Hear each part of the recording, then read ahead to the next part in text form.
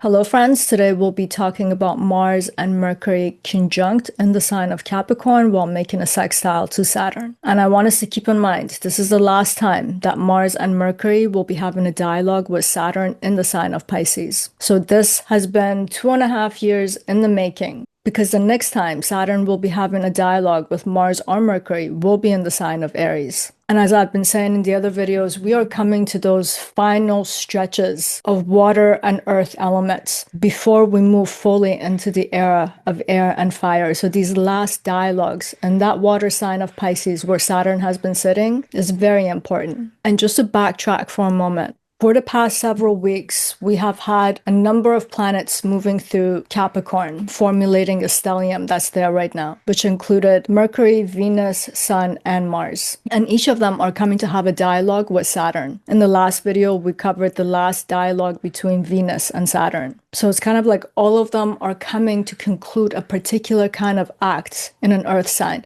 which is for us to understand how we can stabilize ourselves for the remainder of 2026 and beyond. And we have to remember, Capricorn asks us to organize. It's a very hierarchical kind of sign. So it understands a hierarchy of things and how one thing should precede another very methodically, very practically. And it's this that allows us to stabilize. Capricorn right now wants us to understand what it is that's in our life that can carry the weight of our life, and especially over time. So this period with all the planets going through Capricorn. Sorry guys, my cat's calling me. She was just sitting beside me. Now she wants to go. One moment. This is she, Nietzsche, the philosopher cat. She doesn't want to stay. She doesn't want to go. I don't know what to do. She's just meowing. Can we sit here?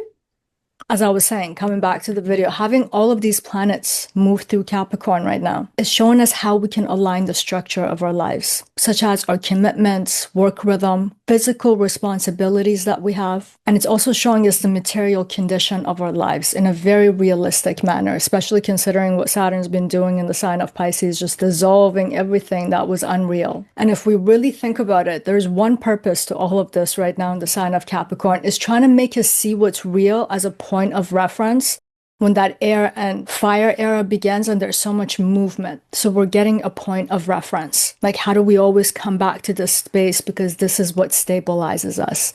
These are the acts that stabilize us. And I want us to realize, this will be one of the upcoming videos, Venus is going to initiate the era of air as soon as it moves into Aquarius. And it's going to come into conjunction with Pluto. And talking about upcoming videos, if you want to watch those videos, please remember to subscribe, press the notification bell so YouTube notifies you when those videos come out. And now, without further ado, let's get to the depth of this transit and this conjunction with that sextile. So let's start here. That conjunction is going to perfect at 25 degrees of Capricorn between Mars and Mercury. And I want us to remember something very important, which is Mars is exalted in the sign of Capricorn. And that means Mars is in the seat of its power, gloriously powerful, potent, and in full control. And because of this, Mars's function can produce results that are super lasting here and impactful. And I want us to just briefly remember, Mars governs our effort, actions, initiation, initiative, and how we're able to direct our force and move in the world. And in Capricorn, that force is applied very methodically. So Mars in Capricorn, its energy is very disciplined, directed, objective-oriented, strategic. So actions are very much measured. Mars is not moving from the premise of impulse in this sign. Mercury, on the other hand, represents our intellect. So the cognition, cognitive processes, language, discernment, deciphering information itself. And it has a lot to do with planning and articulation. And Mercury in the sign of Capricorn, because Capricorn is so practical, all these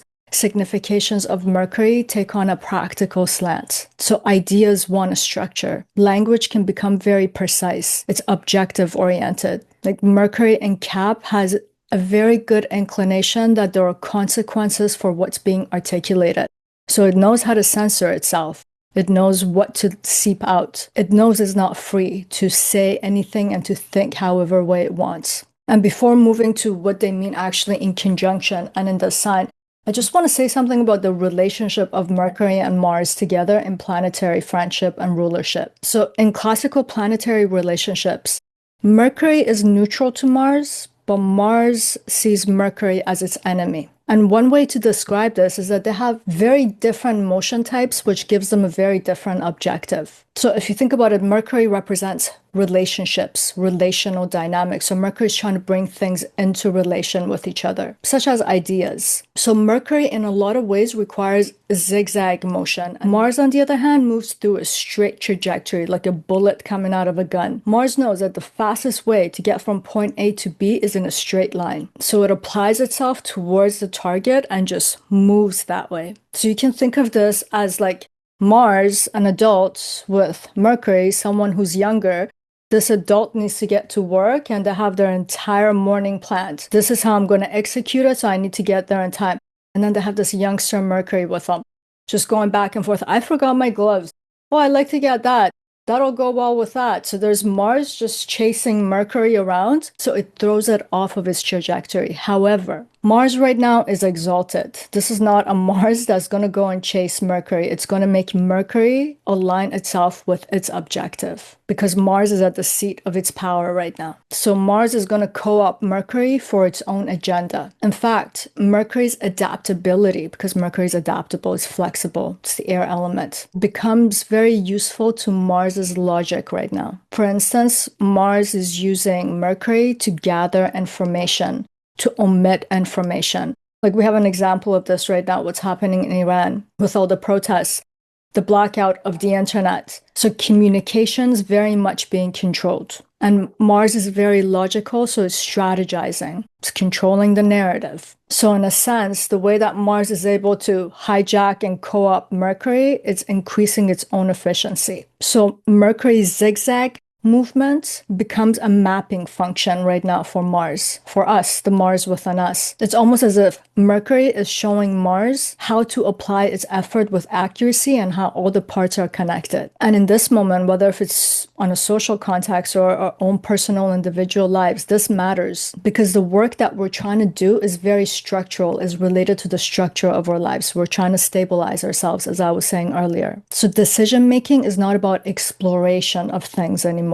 Decisions are meant to be implemented to ground us right now somewhere, to let us have a good footing in our life. So right now, action and thought are operating as one single instrument. Like what is done, what we think about, what's decided, it's all moving in the same direction, just like the way Mars likes it. But now let's get to the complexity of this transit. And I say that because we have that sextile to Saturn in the sign of Pisces, where Saturn is now sitting at 27 degrees, so it's about 2 degrees away from the conjunction of Mercury and Mars. And I want us to remember that a sextile is talking about a cooperative geometry. It enables exchange. It's opening the channels between two different domains, water and earth, which are very complementary to each other. I mean, if you want to grow anything on earth, you better be able to water it, but in a measured way, because now we have Saturn there. So the sextile is saying that there's support right now between these two signs and these set of planets. And I want us to remember that Saturn's representing what Saturn represents: time, endurance, responsibility, pain, uncertainty, surrender, fear, the things that Saturn signifies. And since March of 2023, Saturn has been moving through Pisces, and it's been reshaping the entire structure of our lives. Saturn has dissolved so many things. It has created so much uncertainty that naturally we will feel like we don't have a firm footing. We don't know how we're grounded. We don't know what can stabilize us. Saturn has required so much endurance from us in the absence of clarity, responsibility without guarantees, and discipline without reward. It's just like, it's in a water sign, but things were drying up because Saturn dries things up. And if we think back, a lot of our survival has been our ability to deal with ambiguity, with uncertainty, with pain. So in this moment, in an earth sign, again, we're trying to figure out how do we position and locate ourselves, especially before this next era of air and fire. So this Mars-Mercury right now is going to make us realize, help us realize where we do have agency in the midst of all this erosion. And the closure that we're trying to get right now is how do we define where we're standing so that we know how to direct our actions. So definition here is the process of identifying what still exists. So in some ways, Mars and Mercury are doing an accounting kind of a function right now. They're recognizing what has survived and now how we can orient how we move in the world based on that. So this sextile with Saturn is posing a question to us right now. It wants us to understand what it is that we can carry forward, what remains that is useful for our future. It wants us to realize what efforts provide sustainability that can sustain us. It wants us to realize, because we had to make so much effort through this past 2.5 years while Saturn was in Pisces just to keep life together. We repeated so many things that has become part of our conditioning. So it wants us to realize the skills that have matured through this repetition. It wants us to see what kind of responsibilities emerged, how we were able to endure them, which commitments maintained their integrity under all kinds of pressure and dissolution. Those are the things that we can hold on to at this moment. And what we can carry forward right now is one of the most important realizations that we can have. And that's because speed and momentum of the times is going to increase exponentially. And we're going to see that as soon as we get the next stellium in the sign of Aquarius. And we have to remember this is because air disperses. It accelerates communication. It accelerates networks, ideas, and just the way that we are able to move or how we are pushed to move around. And once that begins, the pace of our experience is going to change dramatically. Because in water, we could sit and reflect. In earth, we could cultivate, grow, patiently wait. But air won't allow that. So in this moment, it's very good for us to take a stock of where we stand in life, how we're standing, how we can continue to stand. That's what I meant about having a point of reference. We need to know what's left and what we can do with it. And with this conjunction of Mars and Mercury in an earth sign, we need to understand the tangible, real material content of our lives. We need to understand what our real physical resources are. And these things could be related to our work systems, health practices, financial organization, time management, skill application. Like these are so mundane, just everyday things. But if we don't have these things straight, we don't know how to orient ourselves through space-time. And we have to be able to do that in this coming year without getting scattered. And if you think about it, these are not abstract things. They're very much like related to structural category, organizational categories. It's what allows us to have movement, but without fragmentation. That's what I meant about the hierarchy of Capricorn. It knows what takes priority and what does not, what should follow the next thing. So it gives us an orientation for practical application and practical work. So Mars's energy is very much being utilized in terms of how we can create this kind of a systemization to be able to move through it seamlessly, continuously. So right now there's a synthesis between thought, action, and what needs to be endured. This is an act of consolidation right now. And I want to mention another point because there's an important temporal dimension here, and it's related to an earlier time. And that's because this conjunction had its repetition in January of 2024, where Mars and Mercury had joined up in the sign of Capricorn, while again sextiling Saturn in Pisces because Saturn's just been sitting there. And at that moment, Saturn's deconstructive force was like in full effect. So many things were just unraveling in the world. Within our own personal lives, even our identities were unraveling. Like, who the hell am I? How am I positioned in my life? Like at that time, we were trying to think strategically, like all these significations that are related to Mars, Mercury. But there's a feeling of paralysis because of the uncertainty and the confusion that came with that time. Like the task of that time was about, how do I remain a willing participant in this instability and even what feels like chaos? Like our thoughts and that Mars drive within us was very much geared in a way that was expressing something about our survival instinct. Like we were trying to figure out, how do I remain functional when there's a system breakdown? And that's because Saturn was ruthlessly dissolving everything. But today we stand in a very different landscape. The destruction has already occurred. We're starting to see the consequences of it. Again, going back to the world stage, these protests in Iran are happening, yes, because of human rights violations, which has been in the making for the past since 1979. But at the same time, the sanctions, because people are going and protesting because of the poor economy and the increasing poverty. So yes, Saturn did all the deconstructing in our lives and in the social political realm. the larger spheres of life. And the shift that is creating right now is like, how do we adapt to this? If we can't cope with it, we're going to revolt against it. If we can, we're supposed to learn the art of adaptability right now too. And thank God for Mercury being there, because Mars is not exactly Mr. Adaptable. And part of that adaptability right now, as I was saying earlier, is about consolidation.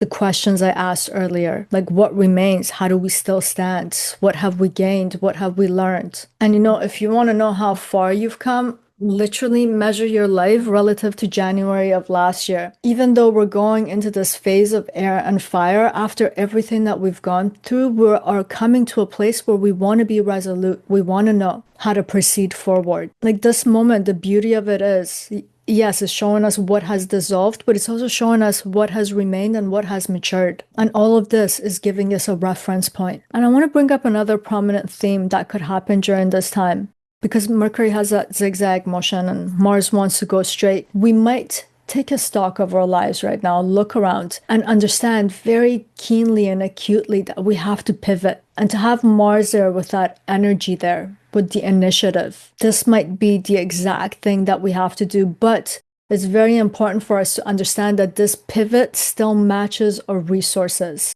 What's left? What has become of our lives? If we make a sharp pivot that cuts us from this reference point, from things that can actually stabilize and hold us, we might get super scattered coming closer to the end of 2026. And I think that intelligence of Mercury, the power of discernment, is very important to see that and not to act impulsively. And this moment's also showing us how to be self-defined. And not just because we're thinking about it, that this is how I see myself and I define myself, but because of my actions. And I'm bringing the notion of the self because the sun is very close to this, even though we're not talking about that dynamic right now. So a lot of the ways that we're thinking and aligning our actions has a lot to do with our self-definition. And I think an intelligent way of self-defining right now is not to think about who I wish I could be, who I want to become. Rather, honestly and sincerely looking at what kind of actions you repeat day in and day out. Because even if you don't like them, by the mere fact of being able to name it, because Mercury's there,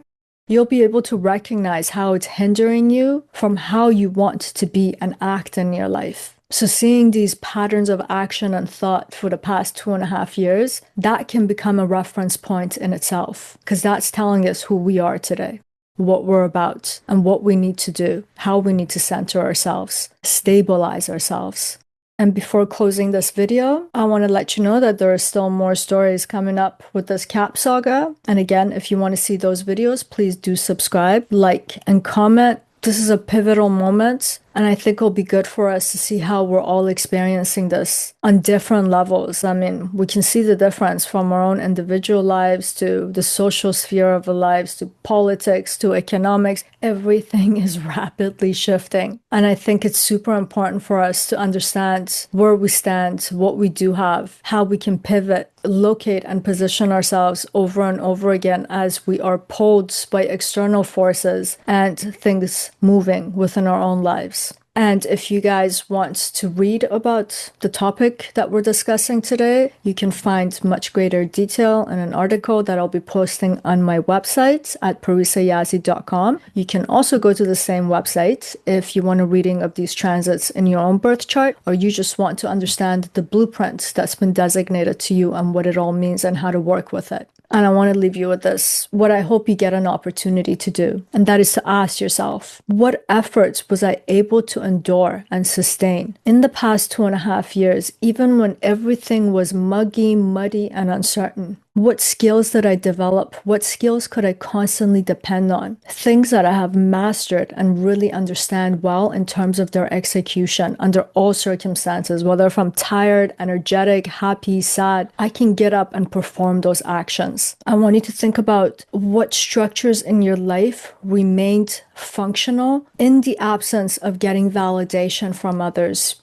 being acknowledged for it. I want you to think about what responsibilities have shaped you and what that has shown you about your strength and your endurance. I want you to think about what tangible results exist today. And I hope that you guys will never do these kinds of inventory questions with self-judgment in the middle of it. Because that when you Because when we do that, we just cannot get clarity. What we need right now is an honest self-examination. And that's the kind of self-exploration that can give us a sense of clarity about where we stand, what remains, how to position ourselves, have an aim like Mars towards our target or goal, the bullseye, and start moving that way. And commit it not to be pulled by air, not to be displaced by fire. That's why I was saying things that we have repeated, that have become habituated in us for better or for worse, is very good to realize what those things are. And I want you to know who you become, what now remains, how you think and act now is going to be the foundation for the acceleration that's awaiting us. This moment is a time for conscious acknowledgement of the foundations that uphold our lives